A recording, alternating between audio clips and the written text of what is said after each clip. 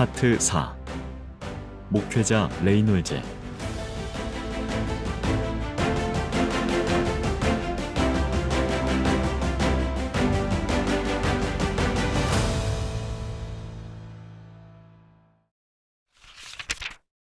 전주교회 담임 목사.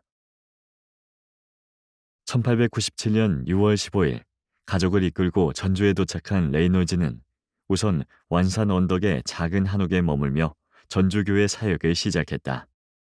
서울에서의 성경 번역과 전도 활동을 통해 잘 다듬어진 그의 한국어 실력은 향후 목회 활동에 큰 도움을 주었다. 그는 스테이션 구내에 자신의 서양식 주택을 신축하고 있던 한국인 일꾼들과도 스스럼 없이 대화를 나눌 수 있었다. 레이놀즈는 그의 여름 전주교회 최초의 성례전을 베풀었다. 이때 김내윤, 임시부인, 김성희, 김창국과 그의 어머니 등 6명이 세례를 받았다. 9월에는 교인들의 헌금으로 예배당 공간 일부를 확장했다. 그래서 이제는 교인 모두가 한자리에 모일 수 있게 되었다. 그 대신 남녀가 서로 쳐다볼 수 없도록 한가운데에 휘장을 들이왔다. 또 주일에 규칙적인 헌금 관리를 위해 회계를 뽑은 것도 그때쯤이었다. 한편 부인 볼링은 별도로 주일학교 남자반을 시작했다. 테이트가 시작한 전주교회의 회중은 이렇게 레이놀즈의 부임 이후 조직화 단계를 밟고 있었다. 1897년 가을, 남정로교 선교부는 한국인 사역자 양성을 위해 레이놀즈가 목회하던 전주에 사경반을 설치했다. 레이놀즈 부부는 전킨네와 함께 14명의 남녀 교인들을 선발하여 몇 주 동안 성경 공부는 물론 좀 더 전문적인 성서 신학과 예수의 생애 그리고 성서 지리 등을 가르쳤다. 주일 오후에는 거리로 나가 실제로 사람들에게 복음을 전하게 하고 마지막 날에는 필기 및 구두 시험을 치렀다. 지역 교회의 실질적 지도자를 양성하기 위한 남정로교의 이 프로그램은 그 후 다양한 형태의 사경회로 발전했다. 이듬해 레이놀즈를 분주하게 했던 또 다른 일은 선교기지 문제를 둘러싼 지방정부와의 대립이었다. 당시 전주 선교사들은 완산을 중심으로 선교구내를 조성하고 있었다. 1893년과 1895년 연달아 매입이 이루어진 그곳에는 교회당과 몇 채의 한옥, 그리고 1897년 12월 새로 입주한 레이놀즈와 테이트의 반양식 주택이 자리하고 있었다. 그런데 1898년 전북 관찰사로 부임한 이완용이 조선 왕조의 발상지인 완산 성역화를 내세우며 스테이션 이전을 요구했다. 결국 레이놀즈는 주한미국 공사관을 통해 정부와 협상해 전주 스테이션을 완산에서 화산으로 옮기되 조선 정부가 그 보상금을 지급하는 선에서 문제를 마무리 지었다. 화산 언덕의 새로운 스테이션 건설 공사는 1900년부터 시작되었다. 지금의 전주 서문교회터와 예수병원 일대의 전주 스테이션 구내는 이렇게 새로이 조성된 것이다. 이때 전주 선교 구내 공사를 실질적으로 주도한 이는 해리슨이었다. 레이놀즈와 테이트가 안식년 휴가를 떠났기 때문이다. 그는 먼저 1902년 10월 기와지붕으로 된 99제곱미터의 새 진료소 건물을 지어 잉골드의 의료사역에 힘을 실어주었다.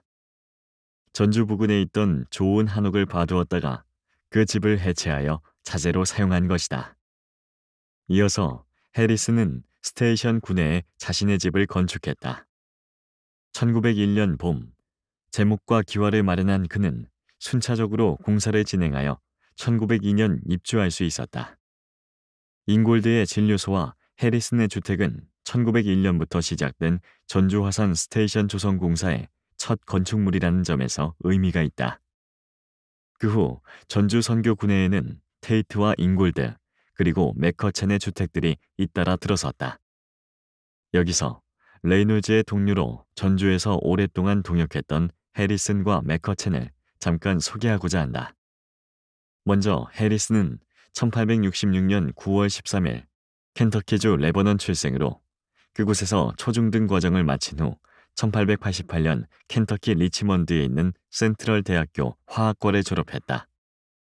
1871년 설립된 이 대학은 버지니아의 햄던 시드니, 노스캐롤라이나의 데이비슨 등과 함께 남장로교의 지도력을 양성하는 산실이었다.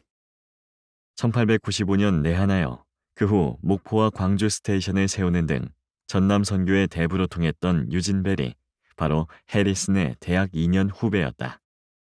그 후 센트럴 대학교는 이스턴 켄터키 대학교로 이름을 바꾸어 지금도 그 역사를 이어가고 있다. 해리슨은 1892년 남장로교의 목회자 양성기관인 유니온 신학교에 들어가 2년 동안 공부했다.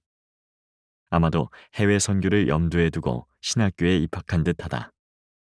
신학교를 마치고 1894년 9월 트란실베이니아 노회에서 목사 안수를 받은 해리슨은 다시 켄터키의 루이빌 의대에서 1년 동안 의학 수업을 받았다. 선교지에서의 효과적인 사역을 위해 단기적인 의료훈련 과정을 이수한 것이다.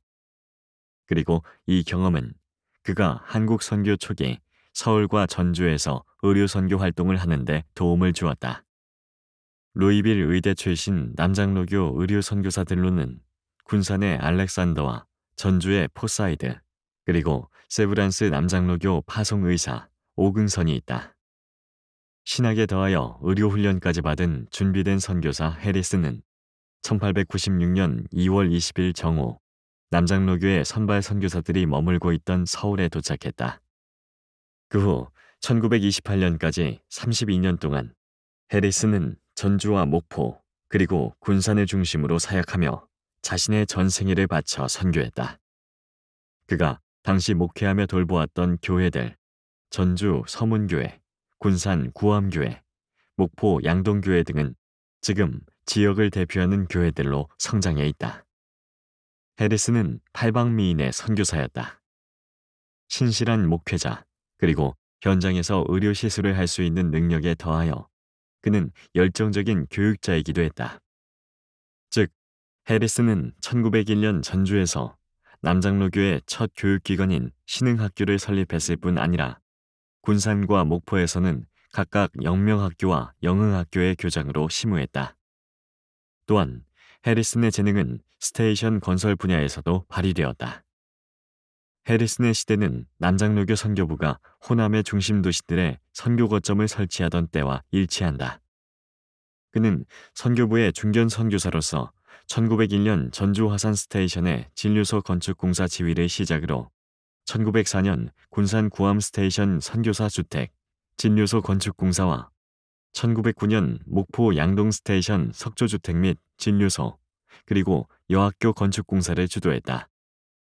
그의 선교 보고서에는 유달리 건축 이야기가 자주 눈에 띈다. 그는 이렇게 다방면에서 호남교회 형성에 영향을 끼친 선교사였다. 그 다음 1902년 내한하여 1940년까지 주로 전주에서 활동한 매커체는 사우스캐롤라이나 장로교 대학과 데이비슨 대학에서 공부했다. 전자는 남장로교의 사우스캐롤라이나 대회 소속 노회들이 운영하던 학교였고, 매커첸이 석사 학위를 취득한 후자는 앞서 말한 바와 같이 역사가 오래된 남부의 명문대학이었다. 뿐만 아니라 매커첸은 다시 1898년 버지니아의 유니언 신학교에 입학하여 2년간 더 공부한 후 다시 곧바로 사우스캐롤라이나의 컬럼비아 신학교에 들어가 1901년 졸업했다. 컬럼비아 신학교 역시 남장로교의 목회자 양성기관으로 지금까지도 미국의 장로교와 밀접한 관련을 맺고 있다. 1902년 20대의 미혼 청년 선교사로 내한하여 전북 동부 지역에서 활동을 시작한 그의 선교 역정은 60대의 할아버지가 되어 손자들을 품에 안고 귀국하던 1941년까지 38년간 계속되었다. 그동안 그는 수없이 많은 한국인에게 복음을 전하고 가는 곳마다 교회를 세웠다. 그의 선교 구역이었던 전북의 무주, 진안, 장수, 남원, 익산과 충남 근산의 오래된 교인들은 지금까지도 매커첸에 관한 일화를 한두 개 기억하고 있을 정도로 그의 영향은 넓고 깊었다. 전주교회의 본격적인 성장은 1900년부터 시작되었다. 안식년 휴가를 앞두고 레이놀즈는 그해 봄 두 차례에 걸쳐 모두 10명에게 세례를 주었다. 교회 창립 이후 지난 3년 동안 총 세례 교인이 9명이었다는 점을 감안한다면 그 수치는 꽤 늘어난 것이라고 할 수 있다. 평균 출석 인원도 10명에서 50명으로 증가했다.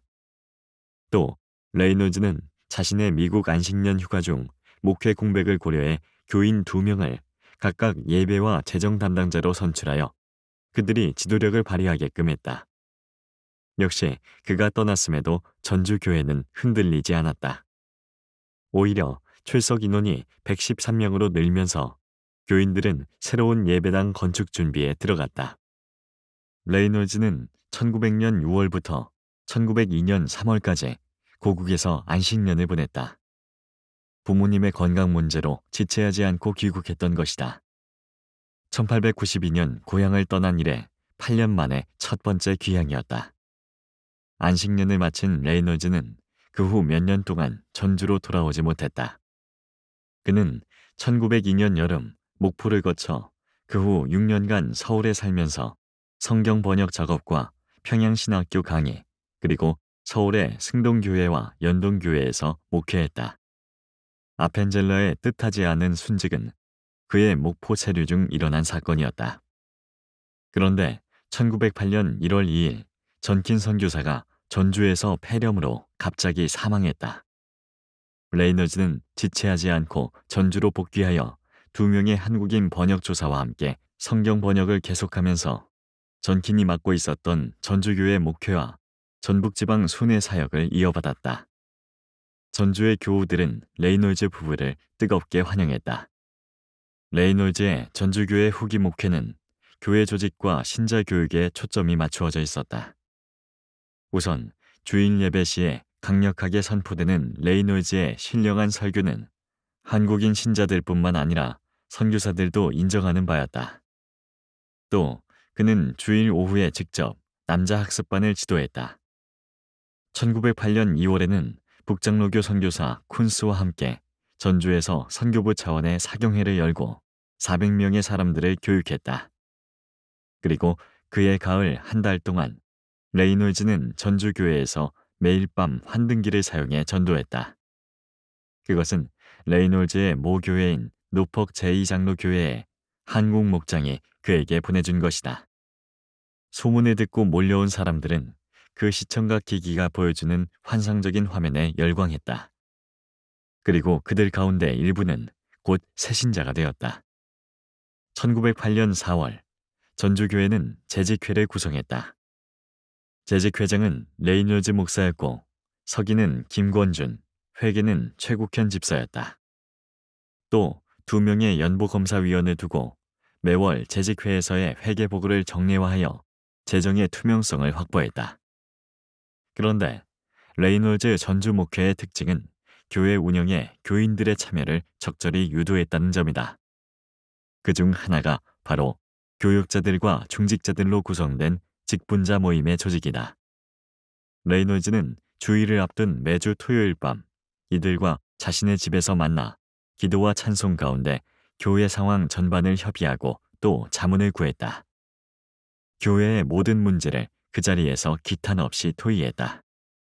그 광경을 지켜본 동료 선교사 해리스는 전주교회의 조직적인 운영을 네비우스 선교 방식의 하나인 자치와 관련해 높이 평가했다. 전킨 사망 후 미망인 메리 레이번이 애들과 함께 귀국하자 미국 교회의 교우들은 서로 헌금하여 큰 종을 마련하고 이를 한국으로 수송하는 경비까지 지원하여 전주교회로 보냈다. 제물포에 도착한 종은 범선편으로 만경강 포구를 거슬러 올라와 김제회포면 쌍강포의 육지로 올려졌다. 전주교회에서는 1908년 10월 재직회를 열고 종각을 건립하기로 했다. 종각 건축위원은 목수 김학수, 전영칠 집사, 김필수 장로 등이었다. 그리고 1908년 12월 10일 오후 4시 전주교회는 헌종 예식을 거행했는데 레이놀즈 목사가 종의 배경과 사연을 설명했다. 전주교회의 전킨 기념종은 그 후 이 지역의 명물이 되었고 지금도 그 종각이 남아 보존되고 있다. 레이놀즈 전주 복귀 1년 만인 1909년 2월 21일 전주 교회에는 모두 56명이 등록하였고 그날 51명이 세례를 받았다. 그 숫자는 전주 교회 사상 최고 기록이었다. 그날 예배 출석 인원은 모두 489명이었는데 그 다음 주인 2월 28일에는 다시 505명으로 불어났다. 전주의 양반 몇 사람이 2주간의 부흥회 후 특별한 가르침을 교회에 요청하여 결국 번역조사 이승두가 그들을 위해 매일 밤 성경 공부반을 운영한 것도 바로 이때의 일이었다. 1909년 현재 전주 스테이션 소속 선교사는 레이놀즈, 테이트, 맥커첸 3명이었고 그 경내에는 106개의 교회와 장로 7명, 조사 5명, 신학생 12명이 있었고 세례교인 749명, 학습교인 1821명 등 모두 2048명의 교인이 등록되어 있었다. 그런데 레이놀즈의 목회는 교회의 윤리와 관련하여 때로는 엄격한 측면도 있었다. 1912년 9월 28일 레이놀즈는 이승두 장로와 7.2당회를 열었다. 교인 정대성이 다른 유부녀와 정당한 혼인 절차 없이 몰래 살고 있는 데다가 당회가 그 사실을 알고 권면을 했음에도 응하지 않았기 때문이다. 결국 레이놀즈의 당회는 교회의 기강을 위하여 그를 출교시켰다. 또 11월 23일 전주교회 당회는 한복룡의 부인을 수찬 정제시켰다. 그녀가 8계명을 범한 일로 권면을 받아 자복한 점은 인정하지만 당회는 실제 회개의 결과를 나타낼 때까지 책벌하기로 한 것이다. 1910년 5월 두 번째 안식년을 맞아 귀국했던 레이놀즈는 1911년 10월 다시 전주로 복귀했다. 떠나기 전인 1910년 4월 26일 그는 재직회에서 자기가 일시 떠나 있을지라도 특별히 합심, 용력, 기도하며 나아갈 것을 교인들에게 진심으로 부탁했다. 다시 전주로 돌아온 레이놀즈는 그동안의 교회 상황을 살펴본 후에 1912년 7월 8일 재직회에서 이제 한국인 목사에게 직접 교회를 맡긴다는 방침을 천명했다. 미국인 선교사 레이놀즈가 전주교회를 담임한 지 15년 만의 일이었다. 그리하여 일주일 후 재직회는 앞으로 청빙할 담임 목사의 사례비 예산을 세우기로 하고 교인들로 하여금 헌금을 적어 내도록 했다. 그 결과 매달 15원의 예산이 세워졌다. 1912년 8월 25일 군산 구암교회 예배당에서 열린 제2회 전라노회가 전주교회에 한국인 목사 청빙을 허락하자 재직회는 9월 15일 주일 예배 후에 열린 회의에서 평북 의주 지방에서 목회를 하고 있던 김병록 목사를 모시기로 가결했다. 그리고 1912년 11월 24일 김병록 목사가 전주에 부임함에 따라 레이놀즈는 이제 전북 지방의 여러 다른 교회들을 순회 목회하면서 평양신학교 강의에 전념했다. 또 레이놀즈는 2년여 뒤인 1914년 8월 전주교회에 김병록 목사가 사임하자 다시 임시당회장과 공동의회 의장으로서 김인전 목사를 청빙하는 절차를 진행하는 등 1916년 무렵까지 전주교회의 안정적인 진행을 도왔다. 전주교회의 신임 김인전 목사는 1876년 충남 한산에서 태어났다. 그가 예수를 믿게 된 것은 부친 김규배 장로의 권유 때문이었다. 김규배 장로는 동양이던 월남 이상재 선생의 영향을 받아 기독교에 입교한 유교적 재식인으로 1909년 자신이 세운 한산 연봉교회에서 장로 장립을 받고 나중에는 서울 세문안교회 장로로 심우했다. 군산 스테이션의 영명학교 교사로 있으면서 평양신학교 공부를 병행했던 김인전은 1914년 전라노회에서 목사 안수를 받고 그해 10월부터 전주교회에서 목회를 시작했다. 그 교회에서 5년간 심우하는 동안 교회의 부흥을 이끌면서 전라노 회장과 성경학교 교수로 활동했다. 그리고 1919년 3.1운동 당시 전주의 만세 시위 사건은 그를 목회자에서 독립운동가로 바꾸어 놓았다. 전주 3.1 만세 운동의 유력한 배후 인물이었던 김 목사는 그의 상하이로 망명하여 임시정부에 가담했다. 그는 1922년 제4대 의정원 의장으로 선출되었을 뿐만 아니라 김구, 여운형 등과 무장항일운동 단체인 노병회를 조직하는 등 임시정부의 지도자로 활약했다.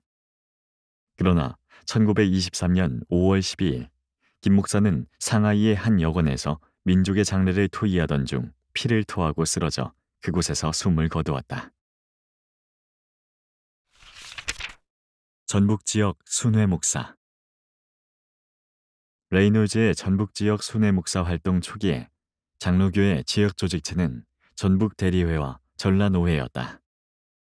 레이놀즈는 1909년 9월까지 전북대리회 회장으로 지역 교회들의 행정 사무를 처리했다.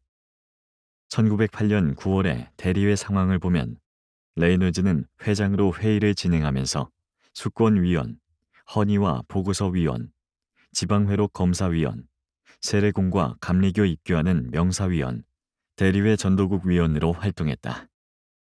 1908년부터 전주에 상주하게 된 그는 전주교회와 아울러 그 인근의 13개 교회를 담당했다.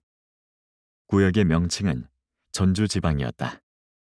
그 외 전라북도 지경 전체의 역할 분담을 보면 인피지방은 윌리엄 불 선교사, 옥구지방은 알렉산더 얼 선교사, 흥덕 남원지방은 니스벳 선교사, 금산지방은 맥커첸 선교사, 태인지방은 최중진 목사, 진안지방은 김필수 목사였다.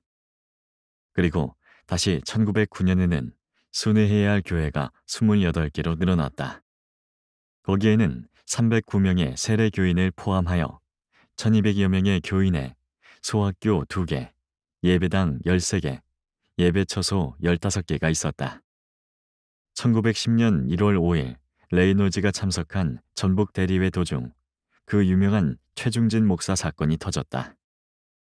테이트가 안식년으로 귀국하였고 레이놀즈 역시 그해 5월 역시 안식년으로 귀국을 앞두고 있었다. 레이놀즈는 테이트가 없는 상태에서 사실상 선교사들과 선교부를 대표하여 최중진 목사의 자유교회 사건을 처리해야 했다.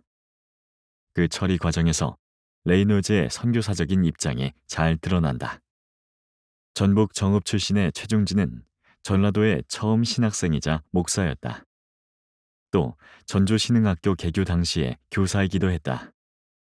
그는 1890년대 후반 의병운동에 실패한 뒤 정읍 쪽으로 선교하러 온 테이트의 전도를 받고 개종한 것으로 보인다. 그리고 맥커첸의 조사로 발탁되어 전북 동북부의 익산, 고산, 금산, 진안, 장수에서 활동했다. 그리고 다시 테이트의 조사가 되어 그를 도왔다. 테이트는 김제, 임실, 남원, 정읍, 고부, 태인, 부안, 흥덕을 맡아 선교하고 있었다. 최중진은 테이트의 조사 가운데 한 명인 이자익보다 먼저 장로와 목사가 되었다. 그만큼 테이트에게 최중진은 없어서는 안 될 조력자요 협력자였다. 최중진은 자신의 고향이 정읍이었던 까닭에 테이트의 선교 구역 중에서 태인, 정읍, 고부, 부안을 중심으로 하여 전도 활동을 펼쳤다.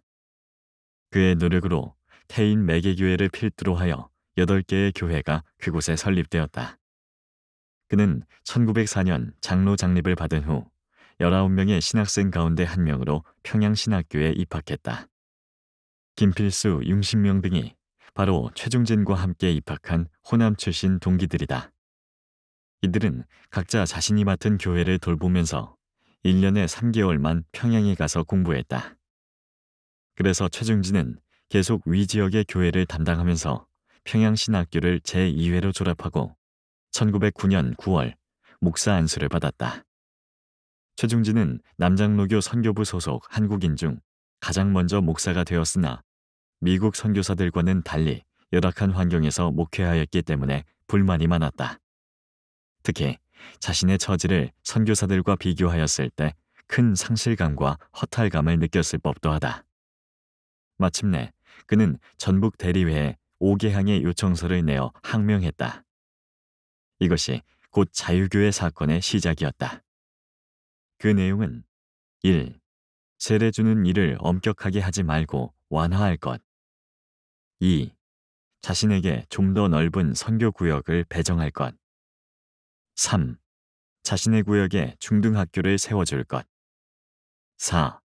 구제의 권한을 선교사들이 독점하지 말 것. 5. 자신이 살 집을 한 채 사달라는 것 등으로 요약된다. 최중진의 편지를 받은 전북 대리회원들의 충격은 매우 컸다. 레이놀즈가 주도하는 전북 대리회는 불복종, 몰지각, 분쟁, 배약, 배은의 논리를 내세워 최중진의 모든 요구를 거절했다. 그리고 최중진의 당회권을 정지시켰다. 남장로교 선교 역사상 초유의 항명 사태를 대처하는 레이놀즈의 태도는 이토록 강경했다. 1월 25일 대리회에 출석한 최중진 목사는 대리회의 조치에 강하게 항의하며 퇴장했다. 그는 나는 장로의 목사가 아니라 자유의 목사라고 하면서 자신의 입장을 분명히 했다. 레이놀즈는 이 과정에서 모든 사안을 결정하고 처리했다. 최중진 목사가 잘못을 인정하지 않는 한 그로서는 물러날 일이 아니었다. 이 사건이 미칠 파장을 고려하지 않을 수 없었다. 전체 선교사의 권위와 직결된 문제였다. 1910년 2월 22일 열린 전북 대리회 회의석상에서 레이놀즈는 자신이 언더우드 그리고 마펫과 상의한 일을 설명했다. 그들은 대한예수교 장로회 노회의 전직 노회장이었다. 그것은 최중진의 징계 권한은 상위 조직인 노회보다 그 하위에 대리회에 있다는 것으로 요약된다. 그리하여 결국 대리회가 최중진을 징계, 즉 치리하게 되었다. 그리고 임시회장 레이놀즈는 자유교회 사건의 증거로 최중진의 편지를 낭독한 후 회원들의 동의 절차를 거쳐 그를 제명했다. 이후 태인 매개교회 등지에서 최중진 측과 교인들 간에 심한 분쟁이 터지고 급기야는 8개의 교회가 최중진의 자유교회로 넘어갔다. 자유교회로 인하여 발생한 분쟁은 심각했다. 결국 최중진은 조합교회로 가고 말았다. 두 번째 안식년을 미국에서 보낸 레이놀즈는 1911년 10월 다시 전북지방의 순회 목사로 복귀했다. 그는 10월 15일 전라노회에 참석하여 공천위원과 헌의위원으로 활동하였고 전주교회와 아울러 김제군 동편과 금구, 고부와 흥덕의 교회들을 맡았다. 그 가을 레이놀즈는 장티푸스에 걸려 죽음의 문턱에 이를 만큼 앓기도 했다. 1912년 8월 25일 군산 구암교회당에서 개최된 제2회 전라노회에서 레이놀즈는 개회 설교와 기도를 맡았고 그 노회의 공천위원, 신학준시위원, 규칙위원으로 일했다. 그는 목사 후보생들을 문답하고 자신의 담당구역 교회들의 상황을 노회에 보고했다. 또 전주교회의 목사 청빙을 노회에 청원하여 허락을 받았다. 그리고 레이놀즈는 1913년 8월 목포 양동교회당에서 열린 제3회 전라노회에서 특히 신학준시위원으로 목사 후보생들에게 신도 요론을 문답했다. 그는 당시 평양신학교 교수로 있었기 때문에 1910년대 전라도의 신학생들은 대부분 레이놀즈의 문답을 통과해야만 했다. 또 정사위원과 총회록 열람위원으로 해당 사무를 보는 한편 자신의 관할 교회인 금구 접주리 교회와 김제 유상리 교회에 장로 한 명씩을 신청하여 허락받았다. 네비우스 선교 방식의 신봉자였던 레이놀즈가 지역 교회들을 대상으로 자립 방법을 적용한 것도 바로 이때였다. 네비우스 선교 방식이란 북장로교 중국 선교사 존 네비우스가 1890년 6월 서울에 와 주한 선교사들에게 제시한 1년의 선교 정책을 의미한다.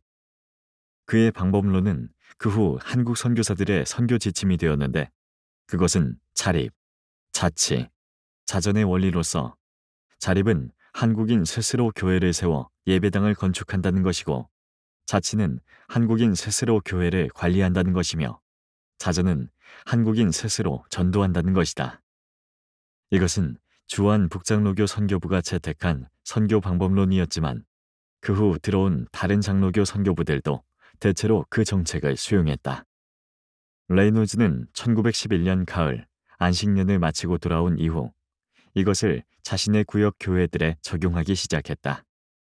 즉, 새로운 조사 3명을 고용하여 3개의 구역에 1명씩 배치한 후 그들의 임금 중 일정 부분을 해당 구역의 교인들이 감당하도록 한 것이다.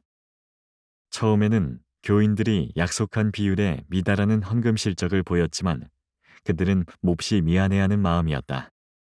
레이놀즈는 바로 그 지점에서 앞으로의 가능성을 보고 이 원칙을 강력하게 견지했다. 그러자 그 교회들은 머지않아 주의 깊게 반응했다. 자신들의 힘이 붙이도록 헌금을 하기 시작했던 것이다. 여성 교인들 가운데는 깜짝 놀랄 만큼의 액수를 바치는 이도 있었다. 그 마을에 교회를 세웠던 한 부자는 그 지방의 다른 교회들이 모은 돈의 2배를 바치기도 했다. 결과적으로 레이놀즈의 지방은 전주 스테이션 내에서 자립한 교회가 되었다. 1914년 광주 양림동 숭일학교에서 열린 제4회 전라노회에 참석한 레이놀즈는 그 노회의 정사위원, 노회로 검사위원, 신학준시위원으로 활동했다. 그는 자신의 순회구역 교회들의 지난 상황을 소개하고 1913년 10월 신학교 입학생 11명을 문답하였음도 보고했다. 또 1914년 10월 임시노회에서는 정사위원장으로서 전주교회가 김인전 목사를 청빙한 일을 허락하기도 했다. 또 그는 최국현, 최학삼, 임정화, 유진벨, 김인전, 김필수 등과 함께 남장로교 선교부 재단이사로 임명되었다. 1915년의 노회에서도 레이놀즈는 당회록 양식위원, 전주지방 시찰위원, 정사위원, 신학준시위원을 맡았다. 1916년 8월 25일 전주 서문박 예배당에서 회집된 제6회 전라노회에서 레이놀즈는 노회 회계가 되었다. 회장은 김인전, 부회장 이기풍, 서기 홍종필, 부서기 곽우영, 부회계 테이트였다. 그는 전주지방 시찰위원과 정사위원, 신학준시위원, 재정위원 직분을 감당했다. 여기서 레이놀즈는 자신의 담당 순회구역인 인울서 지방의 상황에 대해 보고했다. 1917년의 노회에서도 그는 전주지방 시찰위원, 총회보고 감정위원, 신학준시위원, 정사위원으로 일했다.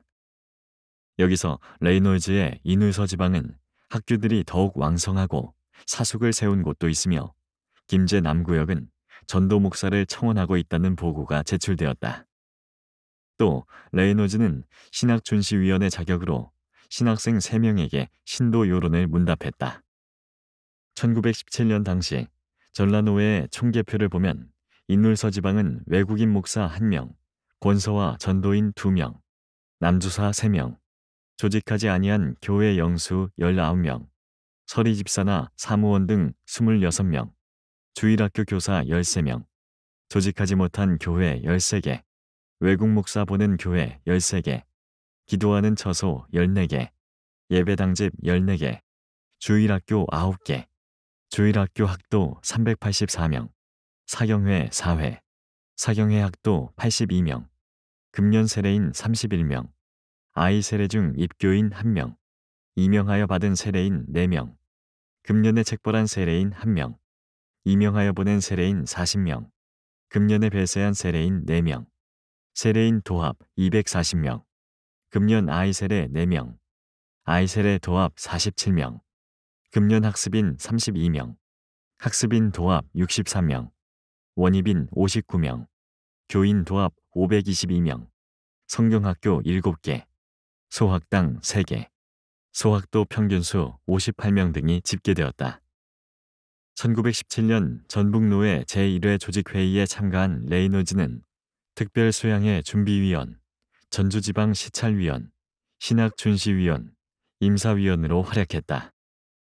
그리고 레이놀즈는 1918년부터 1919년까지 3번째 안식년 휴가를 맞았다. 1920년 4월 전북노회 제6회 노회에 참석한 레이놀즈는 역시 전주 서북지방 시찰위원과 신학준시위원으로 복귀했다.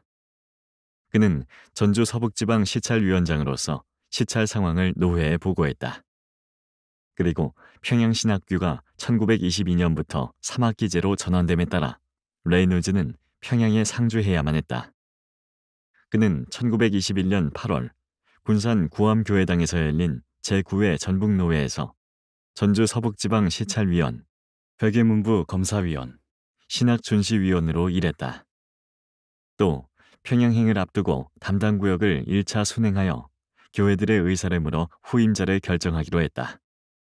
그렇게 해서 선택된 이가 윤식명 목사였다. 윤식명은 1871년 강원도 철원에서 태어나 15세 때인 1886년 온 가족이 서울로 이주하여 1896년 언더우드에게 세례를 받았다.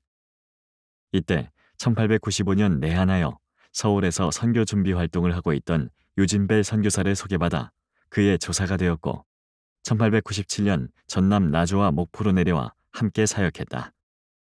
그리고 다시 전주로 와서 이번에는 테이트의 조사가 되어 전북의 15개 군을 누비며 전도했다.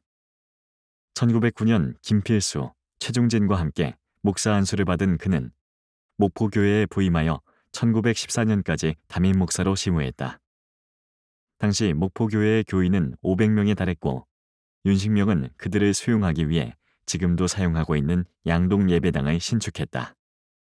윤식명은 1914년 제주도 모슬포 교회에 부임하여 그곳을 중심으로 1921년까지 한라산 남쪽 지역을 맡아 목회했다. 그는 제주도의 복음화를 위해 한라산 북쪽 지역의 최대진 목사와 긴밀히 협력하면서 그 성장에 기여했다. 1921년 레이놀즈가 평양으로 이주하면서 윤식명은 그의 뒤를 이어 전북 서북부의 8개 교회를 맡게 되었다. 그리고 이듬해 그는 다시 김제읍 교회 담임 목사가 되어 목회했고 이어서 1926년부터 1933년까지 7년 동안 이리교회를 맡았다. 그 후에는 김제와 완주의 교회들에서 노년의 사역을 이어갔다. 서울과 평양에서의 목회. 레이놀즈는 한글 성경 번역을 위해 1902년부터 5년간 서울에서 살았다. 이때 그의 서울 생활에서 주목할 점은 그가 북장로교 선교부 서울스테이션 산하의 두 교회에서 목회하였다는 사실이다. 바로 승동교회와 연동교회다. 1903년 초 북장로교 서울스테이션 전도위원회는 레이놀즈에게 승동교회 목사로 와달라고 간곡하게 요청했다. 승동교회 목사였던 북장로교 선교사 밀러가 충북 지역을 맡아 지방으로 내려갔기 때문이다. 그러자 레이놀즈는 우선 장마철이 포함된 4개월 동안만 그렇게 하겠다고 동의했다. 그래서 처음에는 주일마다 12시부터 1시간 동안 세례 준비반을 가르쳤고 새 교회의 주일 오후 집회에서 교대로 설교하는 한편 수요 기도회를 인도했다. 또 1903년 1월 이후로 45가지 문제로 3번의 당회를 인도했다. 성인 6명이 세례 준비반을 마친 후 세례를 받았고 18명이 세례 준비반에 등록했다. 북장로교 서울스테이션 소속의 사무엘 무어가 휴가 후 서울로 돌아오고 있었고 언어 습득이 빠른 신임 선교사 찰스 클라크가 교인들을 신방하고 있었기에 레이놀즈는 승동교회에서 물러나는 것이 좋겠다고 여겼지만 결국 그는 1906년 3월 연동교회로 갈 때까지 3년 동안 그 교회 목사로 있었다. 북장로교 서울스테이션은 모임 공고 발송과 위원회 사역 등에서 레이놀즈를 정식 회원처럼 대우해 주었다. 세문안교회의 언더우드 목사와 연동교회의 제임스 게일 목사가 휴가 중일 때는 새 교회의 당회를 주관하여 사회를 보거나 각종 문답을 해야만 했다. 이때 서울 지역의 장로는 겨우 2사람에 불과했다. 너무나 바쁘기 때문에 안식년을 마치고 귀국한 무어나 클라크에게 승동교회 담임 목사직을 양보하려고 서울 스테이션의 사면 청원에 제출하였으나 번번이 반려되었고 심지어 동사 목사로 심우하려는 요구마저 거부당했다. 승동교회에 이어 레이놀즈는 1906년 3월부터 1907년 8월까지 다시 연동교회를 담임했다. 그 교회 목사였던 북장로교 소속 선교사 게일의 안식년 휴가 때문이었다. 레이놀즈는 당시 서울에서 가장 크게 성장하고 있었던 그곳의 교인들과 친밀해지기 위해 부임 이후 매주 금요일과 토요일 저녁 한 차례씩 40명의 교인을 편성해 자신의 집에 초대했다. 그러니까 전 교인이 순서대로 레이놀즈의 연지동 사택을 방문했던 것이다. 이들은 서로 인사를 나눈 뒤 환등기를 통해 예수의 생일을 관람했고 차와 케이크를 들면서 30여 분간 친교하는 시간을 가졌다.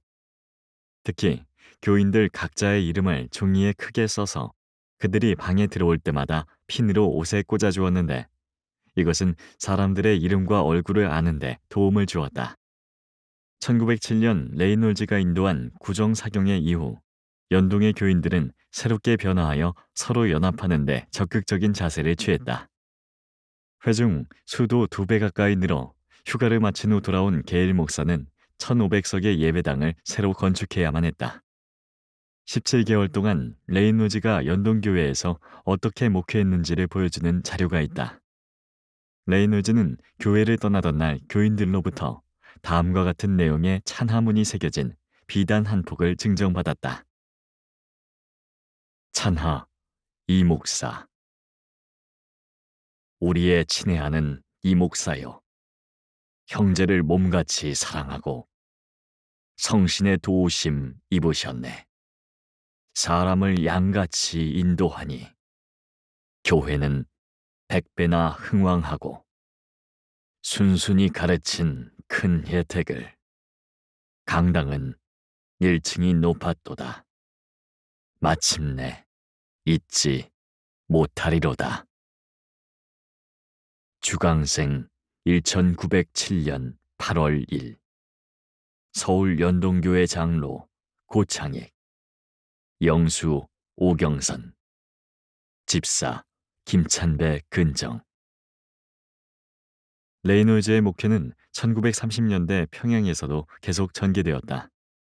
남장로교 선교부는 신학교 전임 교수가 되어 1921년부터 평양에 거주하게 된 그에게 평양 노회와의 협의 아래 지역교회 전도 사업을 계속할 것을 권고했다. 평양 정착 후 레이놀즈의 주일 사역은 신학교 채플에서의 예배 인도였다. 또 오후에는 다시 영어 예배에 참석하곤 했다. 그 후 그가 목회한 곳은 평양 인근의 와산교회와 고정교회였다. 그는 오토바이를 타고 그 교회들을 번갈아 방문하며 목회했다. 그 오토바이는 레이놀즈의 모교회인 노폭 제2장로교회의 여전도 회원들이 신방용으로 사서 보내준 것이다. 그는 1933년 고정교회 교인 8명과 와산교회 교인 5명에게 세례를 주었다. 신학교 강의와 그 두 교회 외에도 당시 레이놀즈는 평양 외국인학교 여자 상급반 수업, 평양 여자고등 성경학교 특별예배 인도, 연합기독교대학 채플 설교 등으로 분주한 나날을 보내고 있었다. 또 주일 오후에는 평양 외국인학교에 재학 중인 남장로교 선교사의 자녀들이 모두 신학교 군의 레이놀즈 집으로 놀러왔다. 당시 평양 외국인학교는 동아시아에서 가장 큰 규모의 서양인 학교로 중국과 일본의 선교사 자녀들은 물론 상사원과 외교관 자녀들도 다니고 있었다.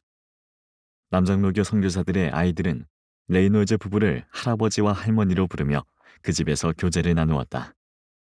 1921년 12월 11일 평양에서 만 54세를 맞은 레이놀즈의 생일상에는 쌀밥, 로스트 치킨, 마카로니, 스위트 포테이토, 체스넛, 구운 토마토, 파인애플 아이스크림, 그리고 초코 케이크 등이 놓여 있었다.